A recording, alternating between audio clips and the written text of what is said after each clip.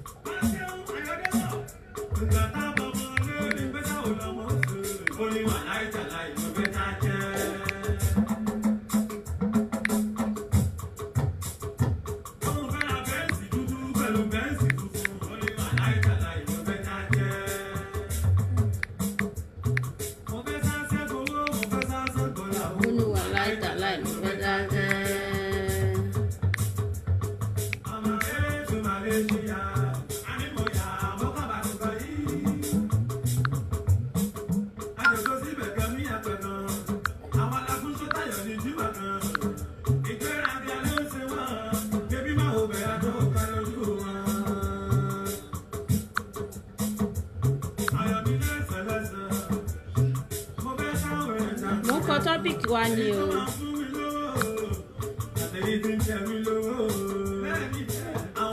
I want to double my hustle. I want to double my hustle.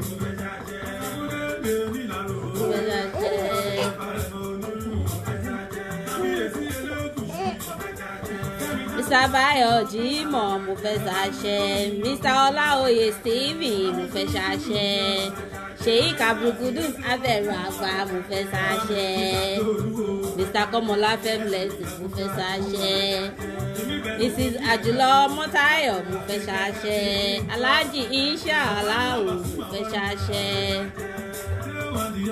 mo fẹ́ ṣàṣẹ. Àlàáfíà fún yín o, salamu alaikum wa rahmatulahi wa barakatu. Wa alaikum salam wa rahmatulahi wa barakatu. Mo kí yín, mo fi Ọlọ́run kí yín o. Mo kí gbogbo àwọn. Later, I'm on the program now.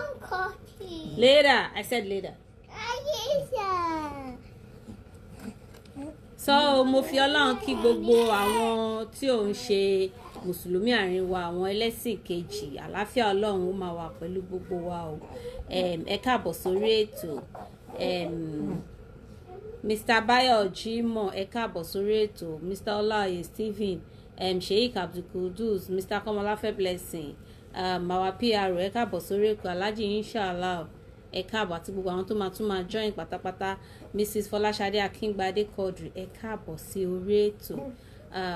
Ẹ jẹ́ ká kọ́kọ́ ṣe bá ṣe máa ń ṣe, ẹ mọ̀ pé Ọlọ́run náà ni àkọ́kọ́, òun ni ìbẹ̀rẹ̀, òun ni àárín, òun náà dẹ̀ ni òpin. So ẹ jẹ́ ká gbàdúrà sọ Ọlọ́run bá ṣe máa ń kí Ọlọ́run tá máa ń yìn tá máa ń dúpẹ́ lọ́wọ́ ẹ̀ pé ó tún dá ẹ̀mí sí ó dá ẹ̀yin náà sí alhamdulilayi alhamdulilayi alhamdulilayi rabbil alamin ọba wa ọba ọgbó náà ni ọba tá a dúpẹ́ fún ọba tó ṣẹ̀dá ẹ̀mí ọba tó ṣẹ̀dá ẹ̀yin ọba tó mọ mí ọba tó mọ̀ mí ọba tó mọ nǹkan tí mo ní ọba tó mọ nǹkan tí mi ò ní ọba tó mọ èrò ọkàn mi ọba tó mọ ẹ̀dùn ọkàn mi ọba tó mọ ìdùnnú ọkàn mi ọba tí ó máa mọ ìgbẹ̀yìn mi tí ó máa mọ ìgbẹ̀yìn tẹ̀yin náà alhamdulilayi rabbil alamin a dúpẹ́ lọ́wọ́ Ọlọ́run a dúpẹ́ pé adájọ́ pé a tún fẹ́ wá síbí báyìí ní èní Ọlọ́run dẹ̀ jẹ́ kó ṣeé ṣe wọn kọ RIP sórúkọ ti tèmi wọn kọ RIP sórúkọ tí ń ṣẹ̀rí pọ̀rọ̀ wa tọpẹ́ alhamdulilayi alhamdulilayi alhamdulilayi ṣukura láìláìlàlá àmúdá láìláìlàlá alhamdulilayi alhamdulilayi rabbil alamin Ọlọ́run ò ṣe o Ọlọ́run adúpẹ́ lọ́wọ́ rẹ Ọlọ́run ò ṣe alhamdulilayi wọlá pa à ń dúpẹ́ wọlá pé àlẹ́ lómi tó lè lọ sábà àlẹ́ lómi tó lè lọ képe ìwọ náà lọ́ba mọ́yà ṣáò ìwọ lọ́ba wúbẹ̀ jẹ́ bẹ́ẹ̀ ìwọ lọ́ba tó ṣẹ̀dá wa láti ara nǹkan tí ò jẹ́ nǹkan kan adúpẹ́ lọ́wọ́ rẹ adúpẹ́ lọ́wọ́ ẹ̀ adúpẹ́ lọ́wọ́ ẹ̀ adúpẹ́ lọ́wọ́ ẹ̀ Olúwa ò ṣeun Olúwa ò ṣeun wà á lápá à ń dúpẹ́ gbọ̀ǹkan tá à ń fẹ́ ni kọ́lọ̀ ń ṣe fún wa gbọ̀ǹkan tá à kọ̀ kọ́lọ̀ ń lè jìnnà sí wa kọ́lọ̀ ń gbàdúrà èmi kọ́lọ̀ ń gbàdúrà yín kọ́lọ̀ má torí pé ó fẹ́ gbàdúrà yín kọ́lọ̀ má dá gbígbàdúrà tèmi dúró kọ́lọ̀ má torí pé yóò gbàdúrà tèmi kọ́lọ̀ má dá gbígbàdúrà títí ẹ̀yin náà dúró so ọlá kún fàyàkùn ọlọ́jọ́ kò ṣoṣo Ọlọ́run ọlá nǹkan tó dálẹ̀ ọkọ tí ò ní pé méjì ọlá tó dá méjì Aisha sí. You wanna say hello? You wanna say hello? Assalamu alaikum, say assalamu alaikum. Mi àti Aisha lájọ ń ṣe ètò lénìí lọ́jọ́ tèmi so ẹ máa gbóhùn ẹ̀ díẹ̀díẹ̀ ẹ má bínú as abiyamọ concern ẹ má bínú so adúpẹ́ lọ́wọ́ Ọlọ́run ọlá kún fàyàkùn lọ́lọ́ jọ́kọ̀ ṣoṣo rẹ̀ láwọlá ọlọ́wọlá kó kátà èèlà abilẹ̀ẹ́sìn ọlá fàtíà fún gbogbo àwa tí a mọ̀ fàtíà ní orúkọ Jésù fún àwa ẹlẹ́sìn kejì náà bismillahirrahmanirrahim alhamdulillahi rabbil alamin arrahmanirrahim maliki yawmiddin iyyaka na'budu wa iyyaka nasta'in ihdinas siratal mustaqim siratal ladzina an'amta alaihim ghayril maghdubi alaihim waladdallin àmín ẹ káàbọ̀ sórí ètò lètò yín ètò lètò wa ètò lètò gbogbo wa reminder with Sherry ètò tá a gbé kalẹ̀ ẹ má bínú o mo fẹ́ jà láti bóyá dà pé fẹ́ sùn so mo fẹ́ dáyẹ̀ sẹ́sẹ̀ Aisha reminder with Sherry ètò tá a gbé kalẹ̀ láti máa jẹ́ ìrántí fún èmi àti ẹ̀yin láti máa rán wa létí kò sí nǹkan tá a gbọ́ rí kò sí wọ́n ní ẹran kí là jẹ rí ìfẹ́ lẹ́ni sí wa ò tẹ́ fi wá sórí ètò wa ètò tá a gbé kalẹ̀ láti máa rán wa létí mo fàsìkò kí gbogbo àwọn tó tún wọlé náà tí mi ò tí ì dá orúkọ wọn síwájú Mr. Ibrahim Maruf ẹ káàbọ̀ sí orí ètò Alájà Fatima Adérónkẹ́ Rájí ẹ káàbọ̀ sí orí ètò so topic tá a gbé wá lénìí òun ni sex education and insurmountable discourse for children and adults.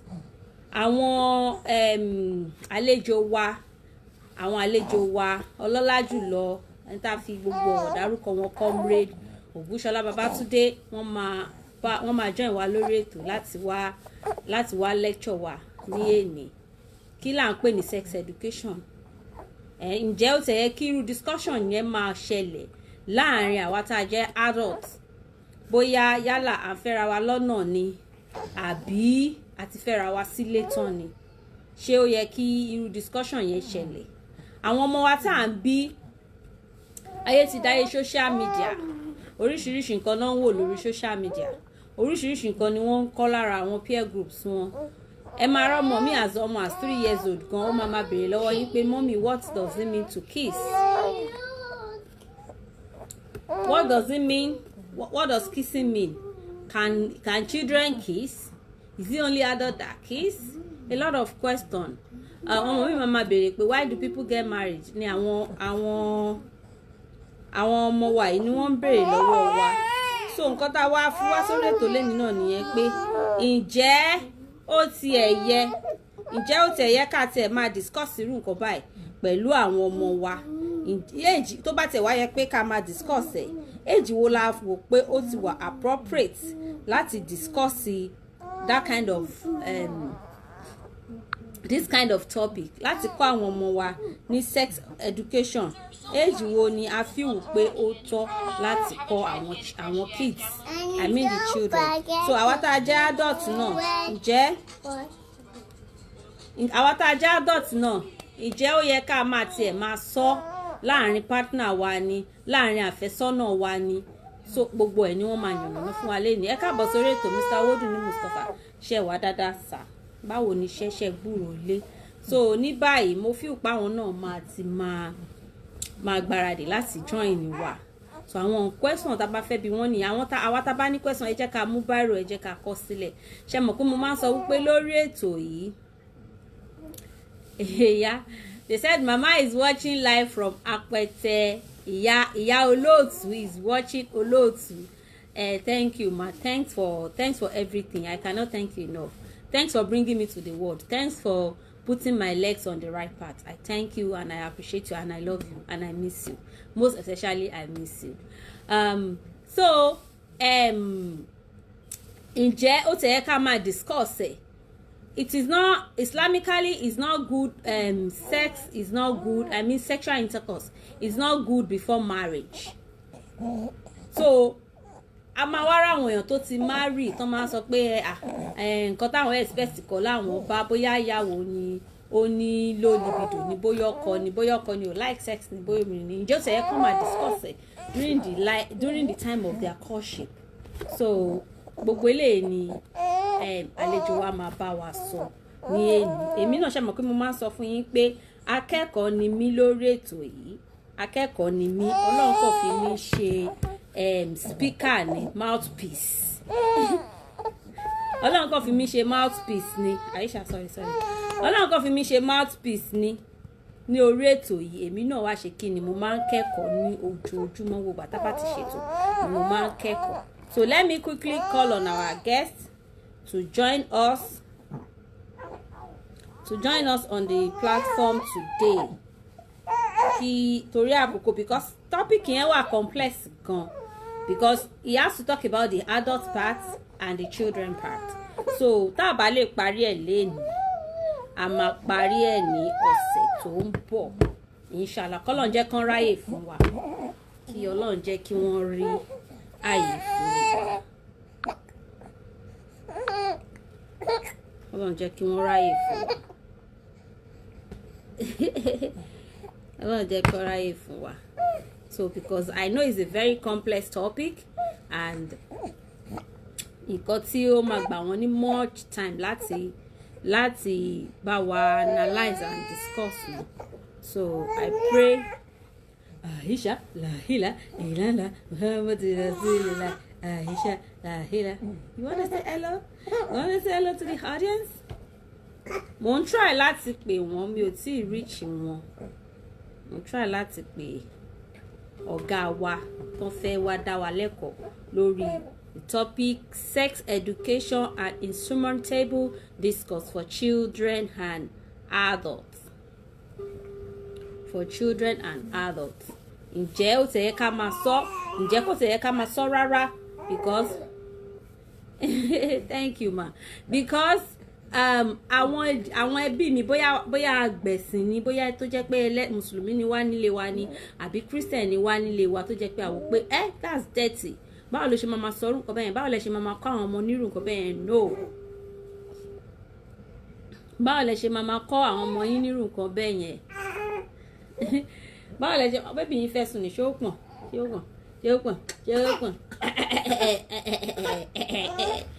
pé báwo lẹ ṣe máa kọ́ àwọn ọmọ yín nírú nǹkan bẹ́ẹ̀ yẹn? No, ẹ lè kọ́ wọn nírú nǹkan bẹ́ẹ̀ yẹn o. Tó bá yá wọn máa mọ̀. Ṣé bẹ́ẹ̀ ló yẹ ká fi sí ni?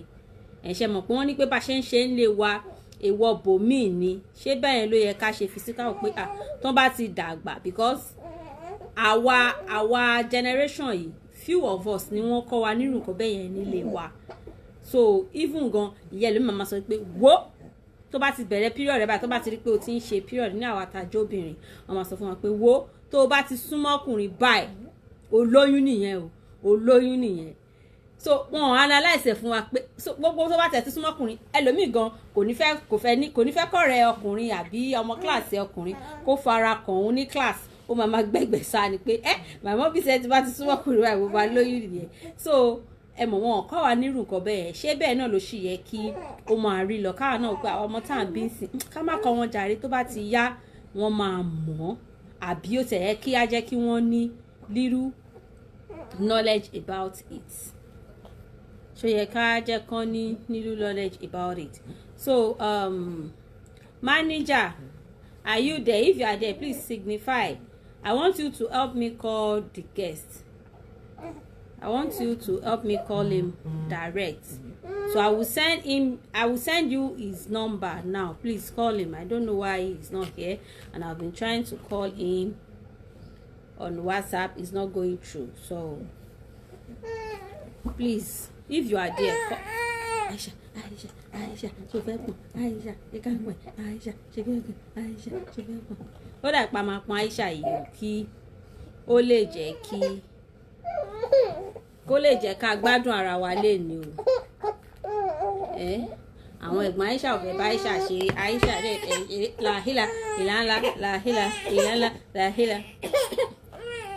Sorry pẹ̀lẹ́ Àjọkẹ́ pẹ̀lẹ́. Ẹ jẹ́ fún mi ní ìṣẹ́jú kan kí n fi pọ̀n Aisha wa o ká fi pọ̀n Aisha.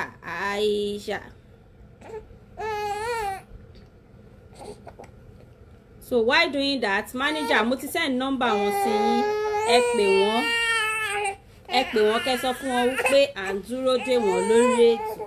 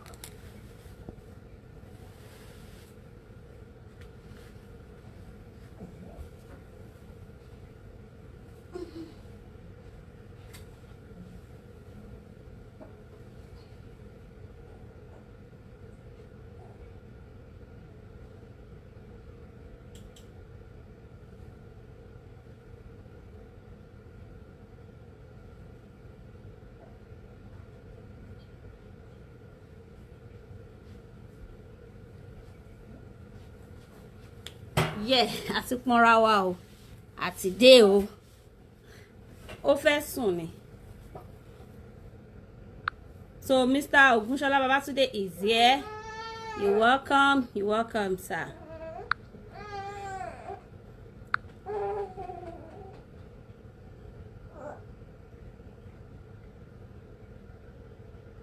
Mr. Ogunsola Babatunde is here.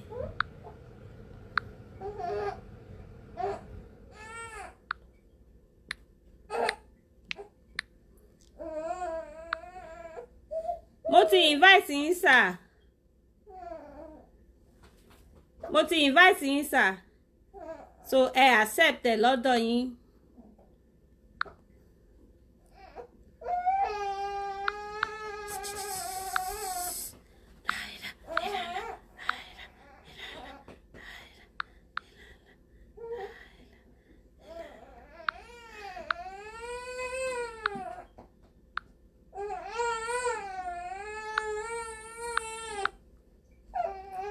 Mo ti invite yín Mr. Ogunsola Babatunde. Ó máa dáa kó lè pé fídíò la ṣe. The network is bad. Will you be able to do the video, sir?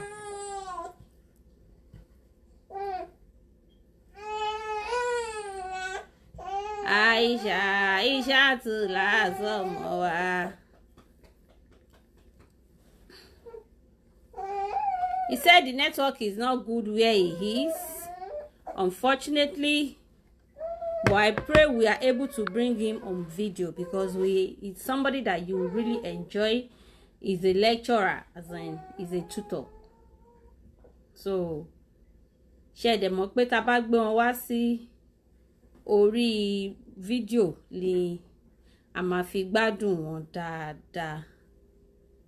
Mr. Today mo ti send the request video sí, so okuke accept it from your hand.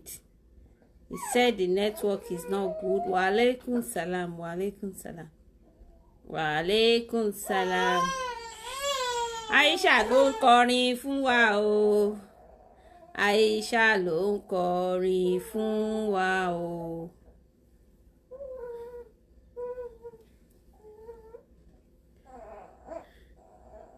Okay, ẹ jẹ́ ká ṣe bí a ṣe máa ń ṣe ní àwọn time tí a bá ti ní rí fídíò ṣe, but how I wish we could bring him on video. How I wish that we could bring him on video. Yes, that is what I'm trying to do, sir. Our manager. La la. Hello, Mr. Today. Naam, sir. Era, sir.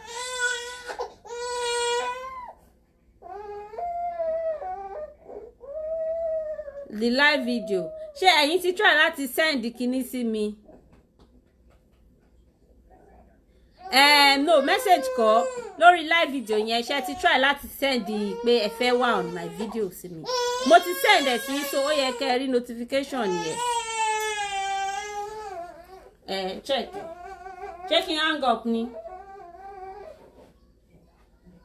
All right, sir.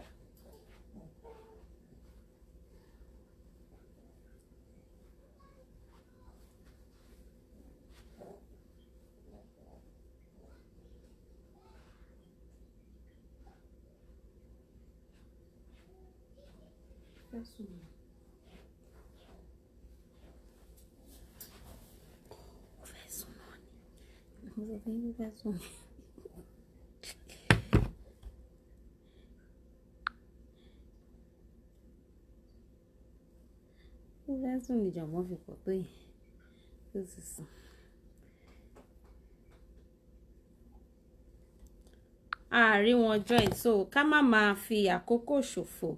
Ẹ jẹ́ kí a pè wọ́n ká wá fi sí speaker. So wọ́n dẹ̀ ti join wa lórí live video rí lórí program mi because a ti gbé wọn wá náà rí ní sometimes last year. So ó wá bẹ́ẹ̀ lẹ́ni, at times network náà máa ń fà.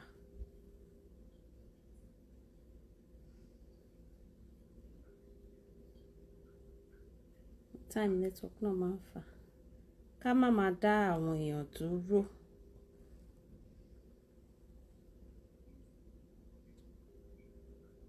Sex education, an insurmountable discourse for children and adults. Ǹjẹ́ ó ṣe yẹ ká máa sọ? Is it necessary we discuss about it, or we should just leave it like that and act accordingly? Ṣó ṣe yẹ ká máa sọ? Even láàrin àwa adults, láàrin àwa tá ti fẹ́ra wa sílé ọkọ àti ìyàwó, ǹjẹ́ ó ṣe yẹ ká máa discuss ẹ̀ kí ìyàwó lè sọ fún ọkọ ẹ̀ pé wo èmi o ibi tí weak point mi nìyí o, nǹkan tí mi ò fẹ́ ní nǹkan tí mo fẹ́ rere o. Kọ́kọ́ náà lè sọ how powerful he is fún ìyàwó ẹ̀ pé mi o, so ìwọ náà wà ní láti ṣe kíni, wà ní láti work on yourself ni o. Àbí ọkọ ló máa wò pé I need to slow down for my wife. Ṣó tẹ̀ yẹ ká máa sọ? Àwa táwa in courtship, ṣó tẹ̀ yẹ ká máa discuss ẹ̀ láàrin ara wa ká tó fẹ́ra wa sílé nígbà tá ti mọ̀ pé ẹ̀sìn ò fààyè gbà pé which tó yẹ pé kọ́lọ́n dáríjì wá èèyàn relationship mélòó ni àwa fẹ́ sọ wípé nísìnyí wọn kì í ní nǹkan kan pọ̀ kí ó tó di ọjọ́ ìgbéyàwó.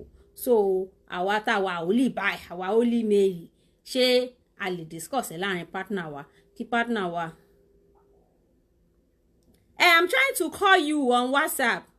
If you can call me on my Nigerian number, the number I used to call you now, +234070338 yẹn, ó ní mo fi ń pè yín, so màá fi yín sí speaker ẹ lè bá wa ṣe voice so wọ́n á gbọ́ yín fídíò nìkan ni àní lè ṣe mo ti ń try láti ti pè yín padà sórí WhatsApp tí mo fi pè yín sìn yìí kò lọ níbí báyìí kò connect tẹ́ bá ń gbọ́ mi sà ẹ pè mí ẹ̀yin ẹ pè mí látọ̀dọ̀ tí yín ẹ pè mí látọ̀dọ̀ yín. network máa ń ṣe bẹ́ẹ̀ ń gbà mí tí ò ní jẹ́ kí àbí kó jẹ́ wípé wọ́n máa ní láti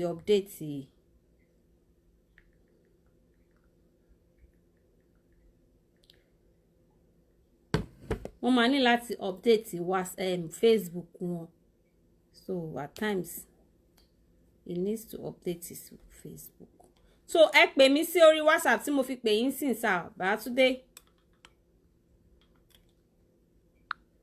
ẹ pè mí sórí WhatsApp tí mo fi pè yín àwọn èèyàn dẹ̀ in fact àwọn èèyàn really dúró fún wa wọ́n fẹ́ gbọ́ wọ́n fẹ́ kọ́ ẹ̀kọ́ kan sí méjì sí nǹkan tí wọ́n ti mọ̀ tẹ́lẹ̀ lórí this particular topic.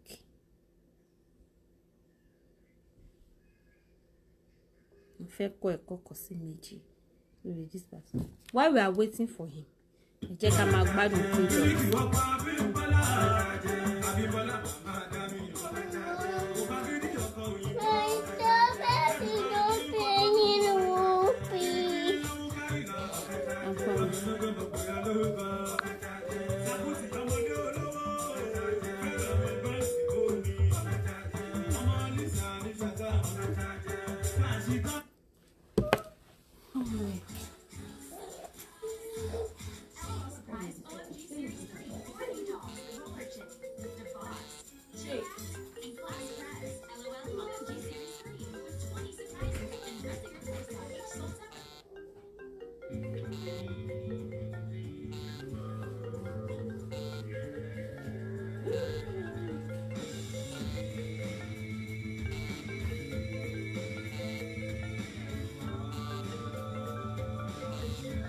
Okay.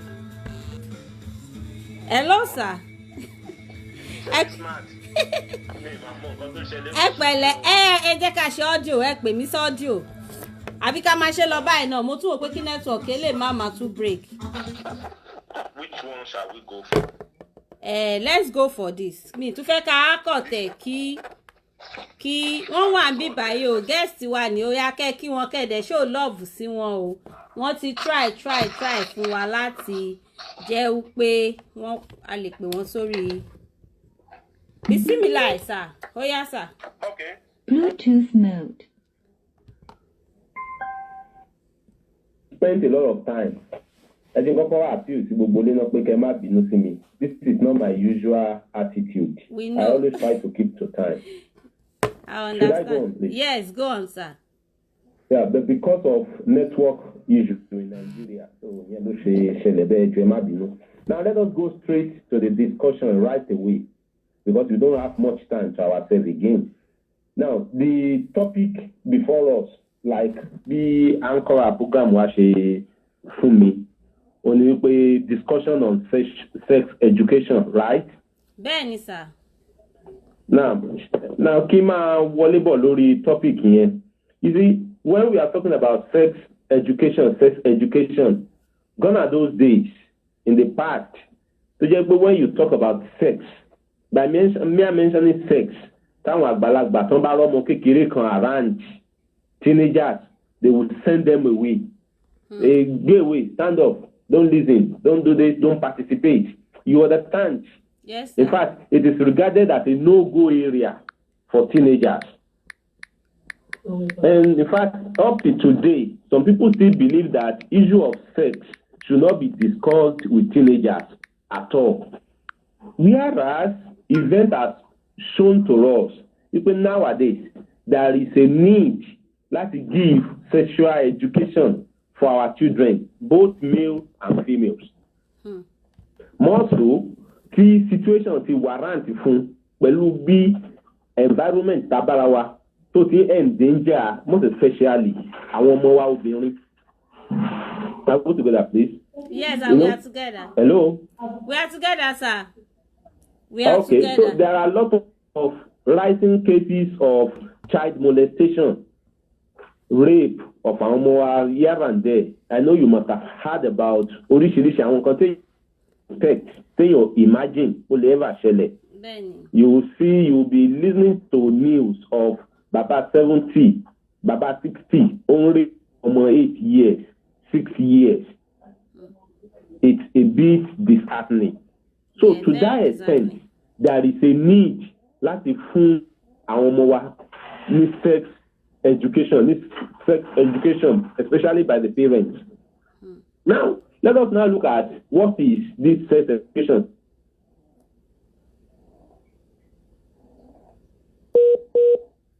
Network will not allow us. Network, thunder fire you. Hello. Yeah, pẹ̀lẹ́. Ṣé mo ti connect padà? Ti connect padà. Ẹ má bínú sí mi torí Ọlọ́run náà. This is Nigeria issue.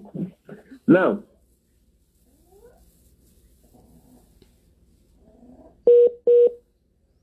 wow.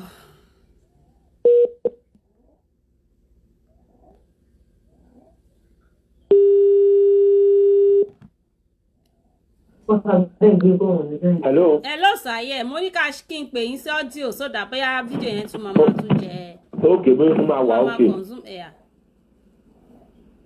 So à ń gbọ́ yín lọ, sir. Okay, so sex education òun ni wípé ẹ̀kọ́ tí a fẹ́ fún àwọn ọmọ wa nípa kí ló ń jẹ́ human sexuality. 1, 2, intimate relationship, àjọṣepapọ̀ owó ló gbọ́dọ̀ wà láàárín àwọn ọmọ wa ọkùnrin àti obìnrin àti àwọn ọmọ wa obìnrin pẹ̀lú ọkùnrin. Then 3, ẹ̀kọ́ nípa nǹkan tó ń jẹ́ human sexual anatomy, gbogbo pàtì ara ọmọ wa, àwọn ọmọ wa tó ń ṣiṣẹ́ fún un tá à ń pè ní sexual activities. Are we together, ma? Yeah, we are together, sir. Then another one that will focus on that sex education on nǹkan tá à ń pè ní a fẹ́ kọ́ wọn nípa sexually transmitted infections.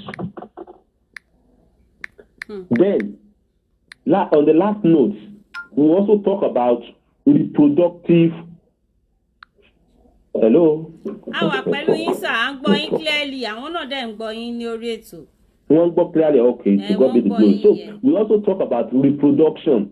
Essentially, sex education goes far beyond àjọṣepapọ̀ olókọ́dọ̀ wà láàrin ọkùnrin sóbìnrin. No, it cut across gbogbo àwọn topics tí mo ti sọ yìí. Tabadẹ wo a máa rí pé gbogbo stages tí mo kà kalẹ̀ yìí òun ni ọmọ máa pass through eventually. So it requires that ká máa mú ní stage by stage tọ́mọ kọ̀ọ̀kan bá ṣe ń dáwọn stage yẹn ká má ṣàìwé láti kọ́ wọn nípa àwọn nǹkan yìí. Now let me quickly go to age wo ni èèyàn ní láti commence sex education fọ́mọ. Okay.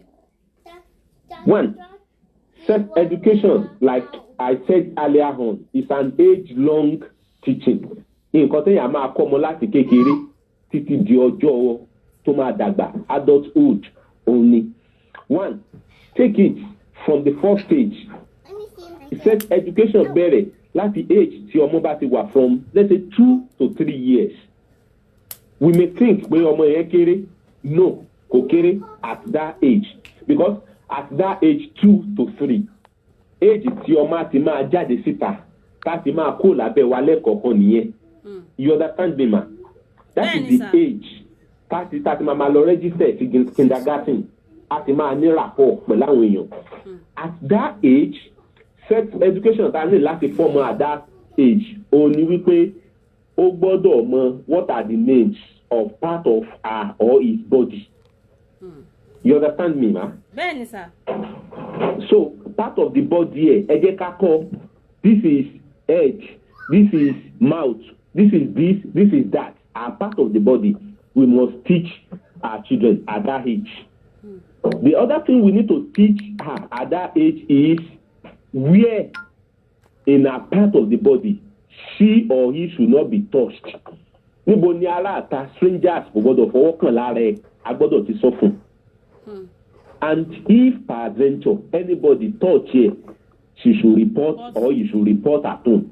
Ibi báyìí lára ẹ̀ anybody ò gbọ́dọ̀ fọwọ́ kàn. Tẹ́nìkan kan bá dẹ̀ ti fọwọ́ kàn tó bá ti délé kó sọ fún mi kó jẹ́ kí n mẹ́ni tó fọwọ́ kàn. At that age, a ní láti sọ fáwọn ọmọ wa. Now, tọ́mọ bá ti ń grow tó bá ti ń wọ age bí age 8 and above. At that age, ọmọ ti ń wà conscious of development and changes lára ẹ̀. Òun náà ti ń observe pé àwọn kan ti ń yí padà lára òun. Ó ti ń observe pé òun ti ń kúrò lọ́mọ kékeré bíi ìtànà. Are we together, ma? Yeah, we are with you, sir. Now, at that age, it's not possible. Wọ́n máa difficult fún ọmọ obìnrin kẹ́ sọ pé kẹ́gbẹ́ ọkùnrin kó lọ wẹ̀ á ti máa ṣe no mommy I don't want that. Mommy come and bath for me yourself. I don't want my brother to do that. You should know that at that age, ó ti ń wà conscious of development and changes in her body. Tó bá ti wá dé stage yẹn, sex education tá a ní láti fọ́mọ ń gbà yẹn needs to be explicit. I need láti wà explicit about it. How do I mean by being explicit? Only way one, language that fẹ́ pass information sọmọ yẹn ó gbọ́dọ̀ wà clearer. I need the nicknames. Okay, ojú ara ẹni, nǹkan ọmọkùnrin ẹni. I hope you understand. Yes. We should tell her or him the real name. Tí nǹkan yẹn ń jẹ́, tí gbogbo ẹ̀yà ara ẹ̀ ń jẹ́, the way he or she understand, the language he or she understand better. We should not shy. Kò gbọ́dọ̀ tì wá lójú láti máa sọ pé no, it is not at age 10, age 12. Lọ má ṣe máa bèrè nǹkan part of her body lọ́wọ́ wa tá a máa tún máa wá nickname fún. Tell him or her the real name. Tí nǹkan yẹn ń jẹ́. This is this is that.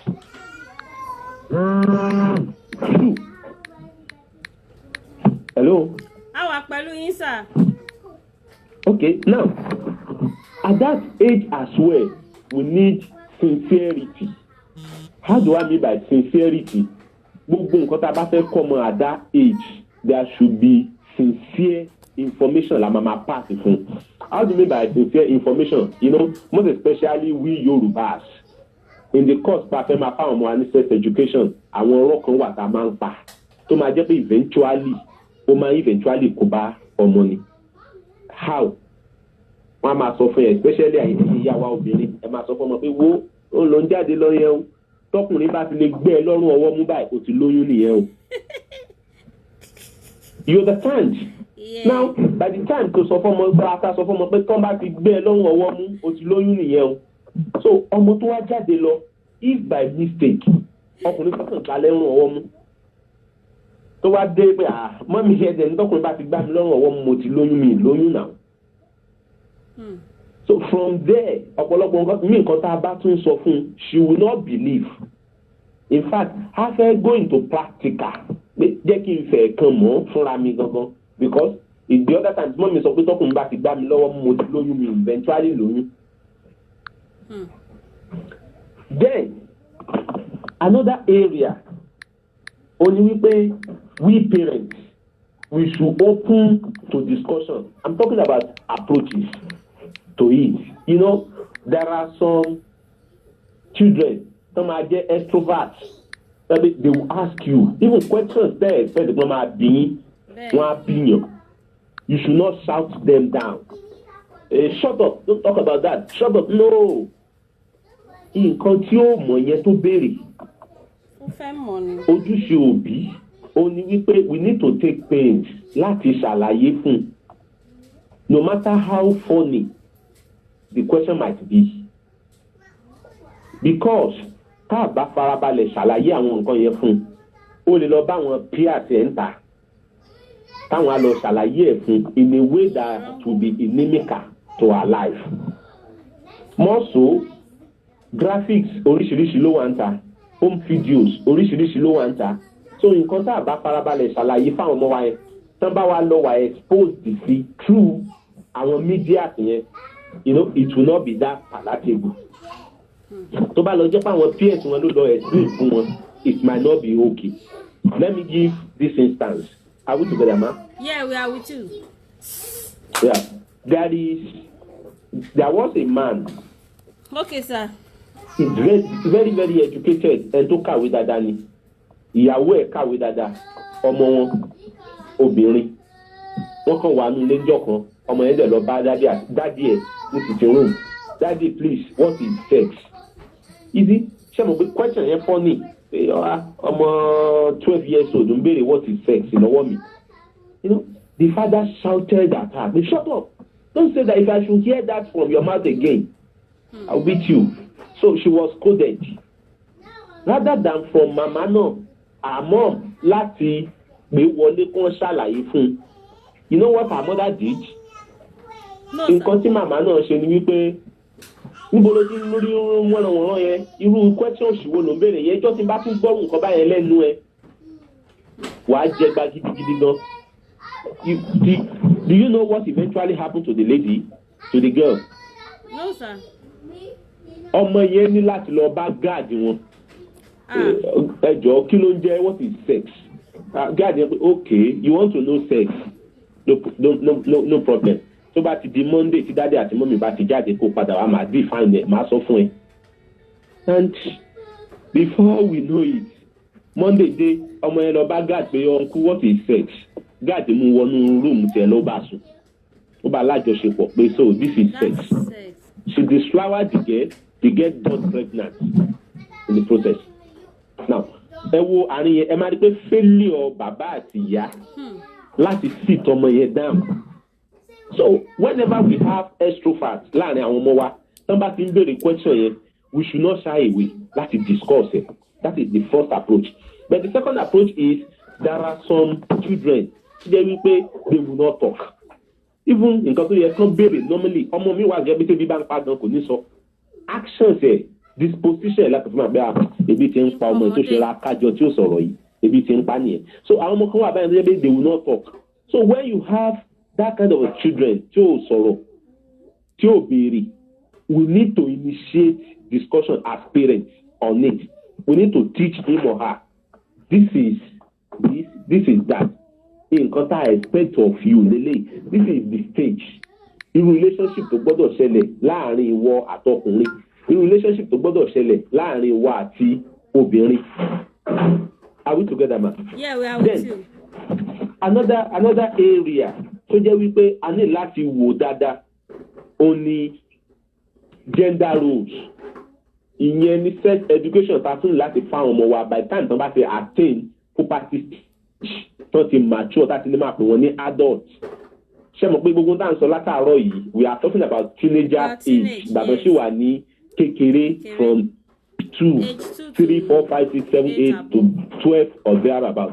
But tó bá ti di pọ́n ti dàgbà we should not leave them.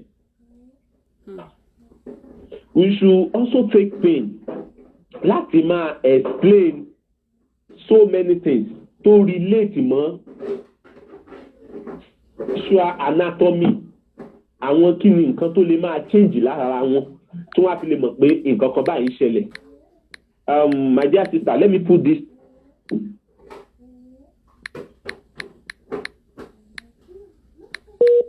Network ni wọ́n máa padà wá. In fact, all parents tó wà lórí program wa ẹ jọ̀ọ́ ẹ bá wa share this particular topic we are discussing. All parents should please share it for others to learn from it. We should all share it. It's in fact.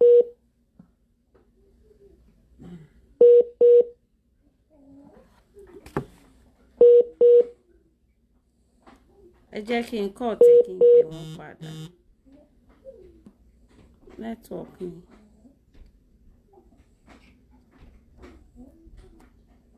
Kọ́lọ̀ ń ṣàánú wa. Kọ́lọ̀ má jẹ́ káwọn ọmọ wa bọ́ sí ọwọ́ lọ́wọ́.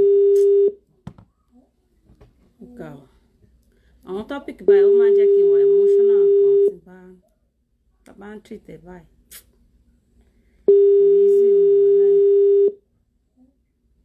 Easy kọ́lọ̀ ń jẹ́ kó easy fún wa. Ẹ wo irú instance tí wọ́n give yẹn wípé ọmọ ó lọ bá àwọn òbí láti bẹ̀rẹ̀ lọ́wọ́ àwọn òbí ò dá ló wá lọ bá gad. Ìyẹn fi ó lo opportunity yẹn láti ṣe yàmàyàmà pẹ̀lú ọmọ yẹn. ẹ pé ayé le báyìí. Trust no one.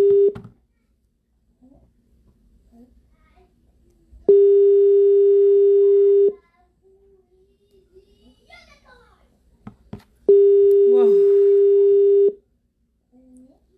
Network kí la kọ́kọ́ tẹ̀ fẹ́ ṣe sọ̀rọ̀ network wa Naija yìí náà.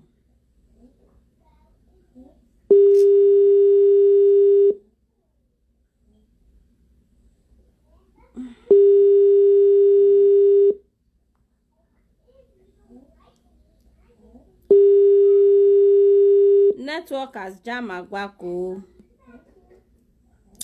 Ẹ jẹ́ ká fún network ní time kò fi fẹ́ wá. Ṣé ẹ rí i pé ó dàbí nǹkan kí Ọlọ́run ṣàánú wa, kí Ọlọ́run àwọn ọmọ wa, in fact gbogbo òbí a níṣẹ́ tó pọ̀ láti ṣe kan. Parenting is taxing, is as in is too demanding. I said when I finish. If you come back here again, I'll whip you.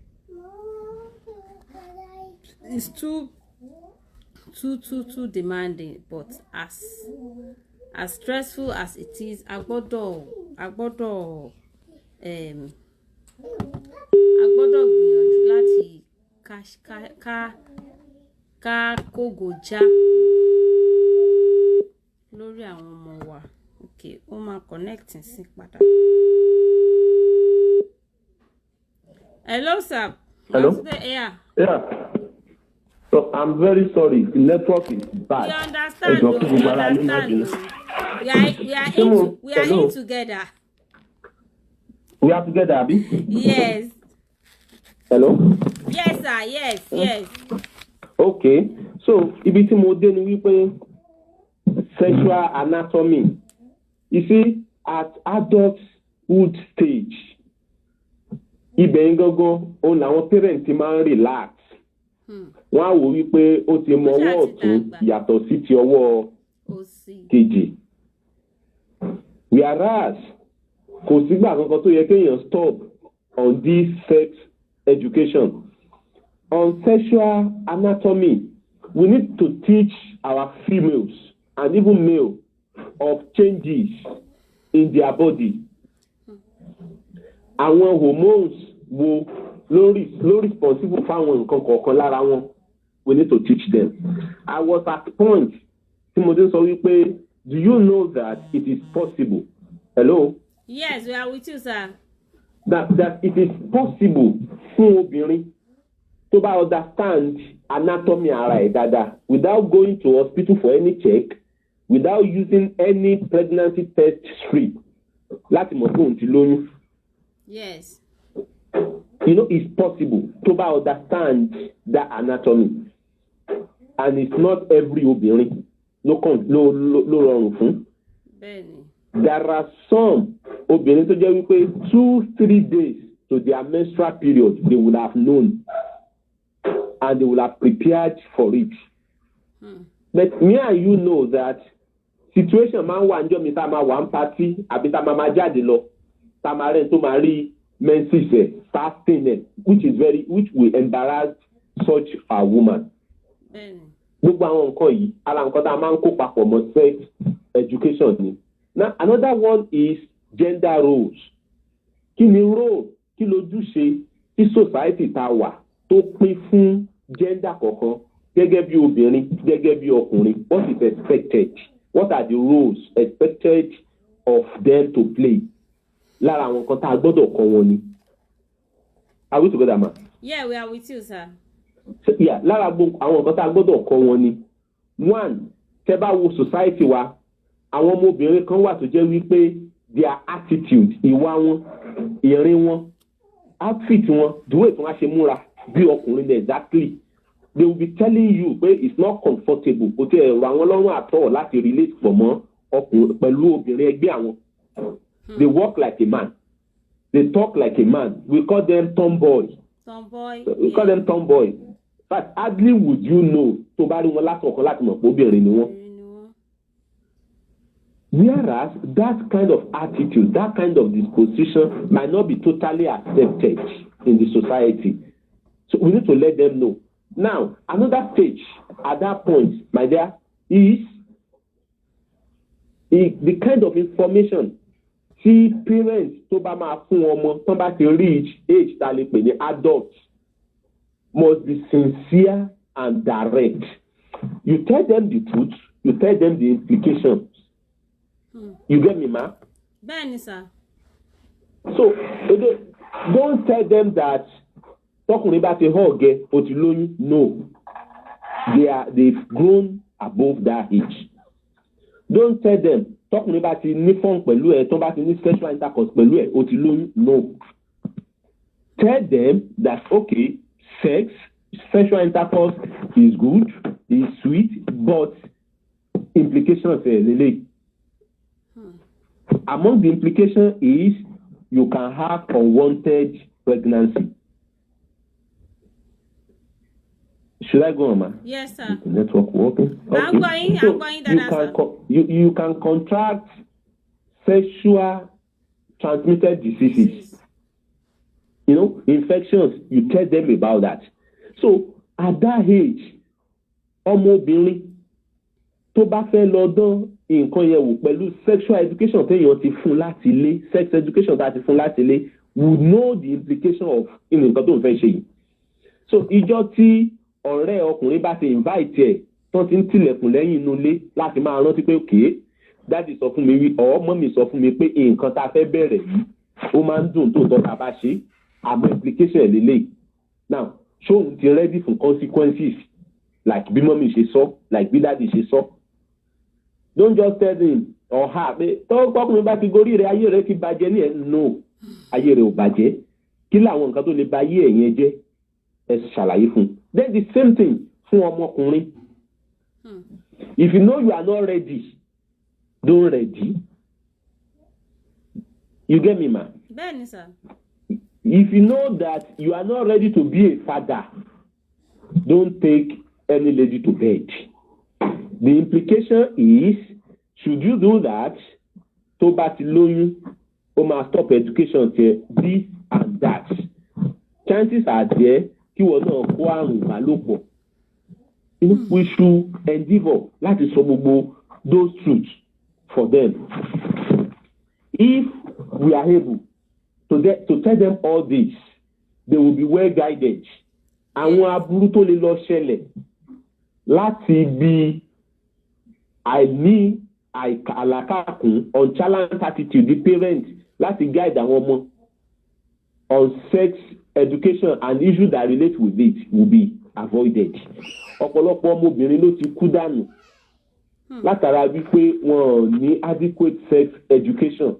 Take for instance, ọmọ mi lè lọ maybe by mistake or whatever ó lè gbé oyún. Are we together, man? Bẹ́ẹ̀ni, sir, we are with you.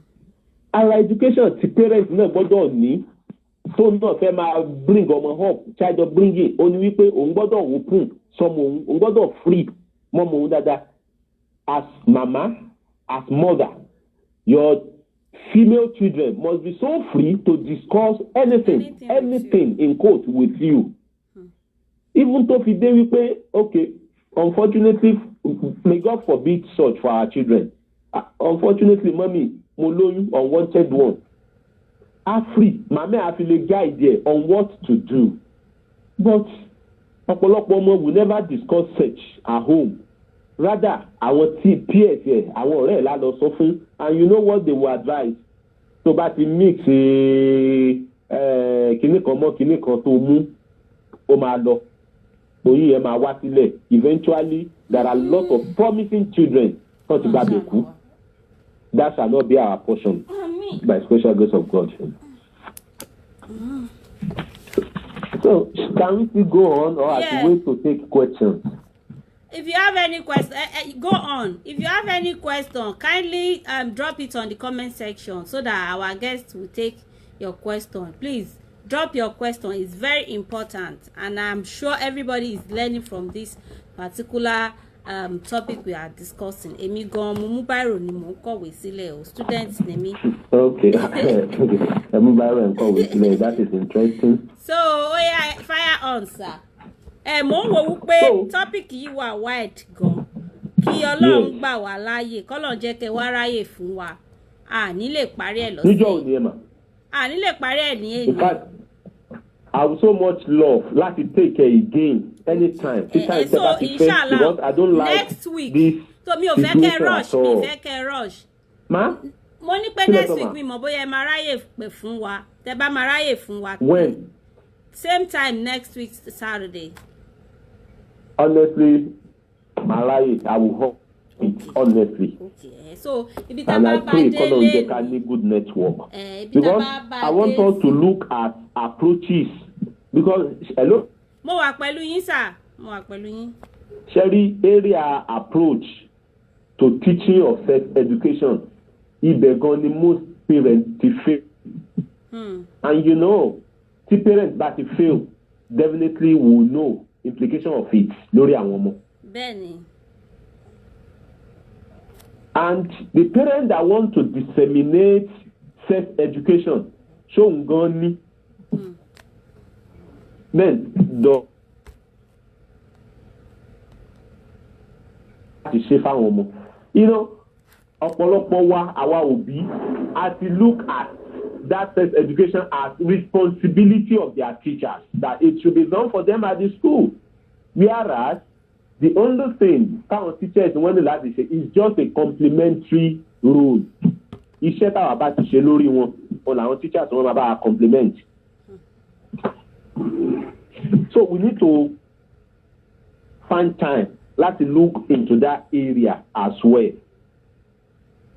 You understand me, ma? Bẹ́ẹ̀ni sà. Then we need to also look at adult stage. Sherry, stage tí mo wá máa ń believe jù ní wípé ìgbà tó wà ní kékeré, we should teach them about sex education. Yes, fine, right, it's good. We need to. But how about ìgbà tó dàgbà? There are a lot of things tó máa ń ṣẹlẹ̀ nígbà téèyàn dàgbà náà that has to do with sex education. How about reproduction? How about contraceptive wo la ní láti lò láti fi dènà máa bí 100 ọmọ nǹkan kan? All these things are part of sex education. Sexually transmitted infection is part of sex education. Then the gender role, like I explained the other time, that some ladies, some girls have become tomboy, and they will think they are doing the best. Ó máa ń ṣẹlẹ̀ sí èèyàn tó wà lẹ́gbẹ̀ẹ́ tiwa náà. You might have had it pé èmi ò kí ń lọ́ọ̀rẹ́ obìnrin. Obìnrin will be telling mi ò lọ́ọ̀rẹ́ obìnrin. Nfa mi tẹ̀ kí n bóbìnrin ṣe rárá, ọkùnrin mò ń bá ṣe. Fine, it might be good, but to what extent? So to the extent wípé àtìmúra ẹ àti sọ̀rọ̀ ẹ gan ó ti ń di tọkùnrin. In fact, you will see those girls low cut, wọ́n á fún ẹ low cut. But in fact, you will never find them in skirts. They will always be in trousers, all sort of things like that. Whereas we need to look at kí ni ojú tí society wa tó fi wò. So these and many other more issues to be discussed. I think whenever we have a good network. Okay. So I will appreciate if there's any question on the If there's little any we've question discussed so with the far little today. we've discussed, kindly drop it here.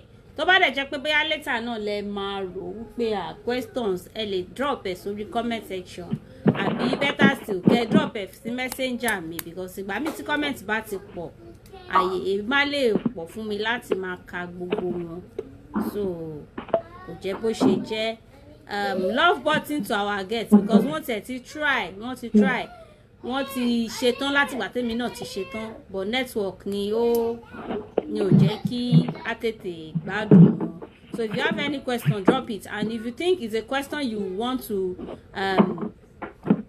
bring on later bóyá ẹ fẹ́ rò dáadáa àbí bóyá nǹkan tó tẹ̀ ṣe máa come up sí yín lọ́kàn ni ẹ lè drop ẹ̀ fún mi lórí messenger àbí lórí comment section náà máa try láti read through kọ́ lọ́run ṣe àyè tó pọ̀ fún mi.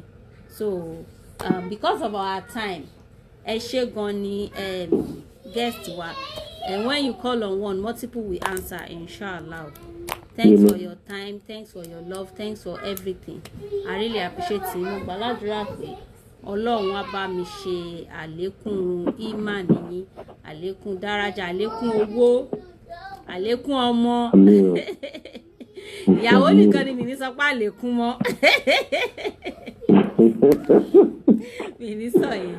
Thank you so much. I really appreciate it and I love you, sir.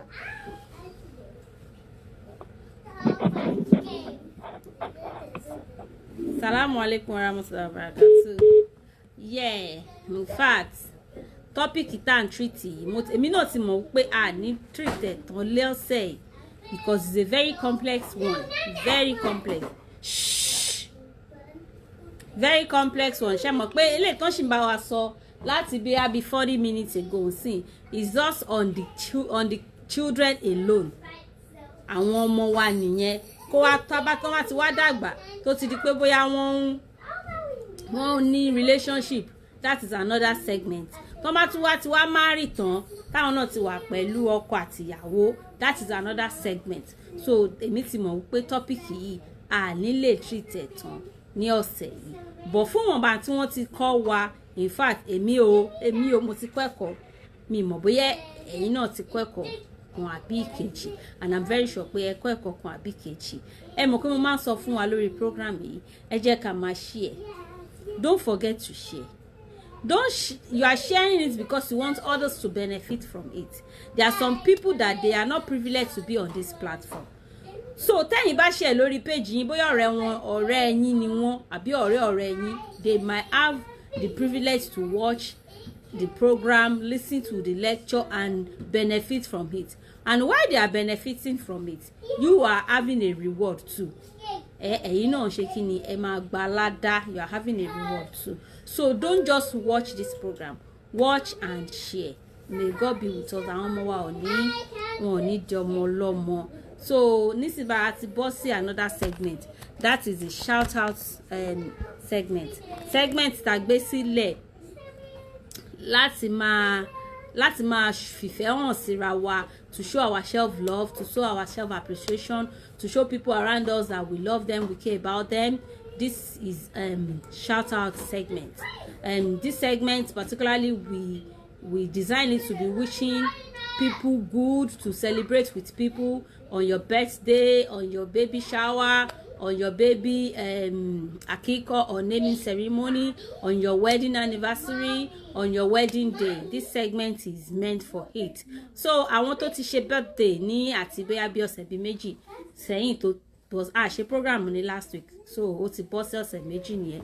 So a fẹ́ kí wọn pé káwọn mọ̀ pé a fẹ́ràn àwọn, a dẹ̀ wish wọn all the best. So Hajj Abbas Alẹ́ṣinlọ́yẹ́ akíyín o pé happy birthday in arrears. Ẹ ṣọ̀pọ̀lọpọ̀ ọdún láyé o, Ọlọ́run á ṣe yín lẹ́lẹ́mìí gígùn, gbogbo nǹkan tẹ́ fẹ́ ní ti dáadáa ni Ọlọ́run máa bá wa ṣe fún yín. Our sister Mrs. Fisayo Funke Afọláyan, àwọn náà ṣe birthday wọn ní during the week. I wish wọn ní happy birthday, many blessed years on heart. Whatever you lay your hands on shall prosper. Your home shall be a fruitful one. Mrs. Tayo Ajulo Mary is the PRO of our little organization. We pray that whatever you lay your hands on shall prosper too. God shall answer your silent and loud prayer. Mr. Edu Adewale Saheed, àwọn náà ṣe birthday wọn ní ọ̀sẹ̀ tó kọjá. A kí wọn wípé happy birthday. I wish you all the best in life. I pray that may God answer your silent and loud prayer. That your prayer points. I pray that God will change your prayer points, inshallah. Your home shall be a fruitful one. Mrs. Monsurat aki àwọn náà happy birthday pé wọ́n ṣe ọ̀pọ̀lọpọ̀ ọdún láyé o. Láìpẹ́ láì jìnnà we shall hear good news concerning you. Your home shall be a fruitful one. Your happiness will not turn to sorrow. I love you and I miss you. And to our beautiful daughter Tiwatope Mahmuda, òun náà ṣe birthday ní ọ̀sẹ̀ tó kọjá lọ́hùn-ún. Àgbàládùra pé Ọlọ́run á ṣe lọ́mọ alálùbáríkà, ìdùnnú ló jẹ́ fáwọn òbí ẹ̀, Ọlọ́run ò ní fi ẹ́ pa wá lẹ́kún. Ẹ̀kọ́ kéwú, ẹ̀kọ́ òwe, ẹ̀kọ́ tí èèyàn ṣe ń gbé ayé, Ọlọ́run á bá wa ṣe fún ẹ.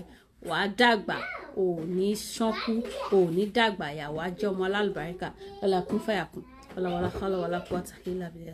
fún gbogbo àwọn tó tún ṣe ọjọ́ ìbí tí àrántí dárúkọ wọn àrántí yín Ọlọ́run dẹ̀ rántí yín gbogbo àdúrà tẹ́ bá ń gbà Ọlọ́run á bá wa mú wọlé àṣẹ inú yín á dùn ọkàn yín á balẹ̀ lọ́la kún fàyà kan làwàlà hàwàlà quwwata illa billahi azim àní ìrìnjò báyìí lọ lórí ètò lẹ́nìí oníyan ṣe ọlọ́bẹ̀ ṣe ẹ̀yin tẹ́ bá wà fìfẹ́ jẹ́ ẹ ṣe bó ṣe ṣe jẹ́ wípé nẹ́tíwọ̀kì yẹn ò fẹ́ ká gbádùn guest wa dáadáa ẹ sì stand gidigba ẹ stand digbídigbí ẹ kúrò lórí ètò Ọlọ́run á nífẹ̀ẹ́ yín Ọlọ́run á nífẹ̀ẹ́ yín ìfẹ́ tẹ́ ní ṣètò yìí mo gbà ládùúrà pé Ọlọ́run á double á triple á multiply fún yín Ọlọ́run á ní jẹ́ ká máa wá lásán Ọlọ́run á jẹ́ ká máa wá ká máa rí ẹ̀kọ́ kan àbí kejì ká máa rí kọ́ ní ibẹ̀. So don't forget to share this program, share, and don't forget to visit our YouTube page at Reminder with Sherry. Follow us on Instagram at Reminder with Sherry. Follow us, we'll follow you back to back. And don't forget to visit this page to watch and rewatch the program. Reminder with Sherry on Facebook. Follow our page, like our page. At Reminder with Sherry on Instagram. Follow us, we'll follow you back. You can email us to at reminderwithsherry@yahoo.com. Thank you. Thanks for your time. See you next week, inshallah. Bye. May the protection of the Almighty be with us all. Bye. Love you.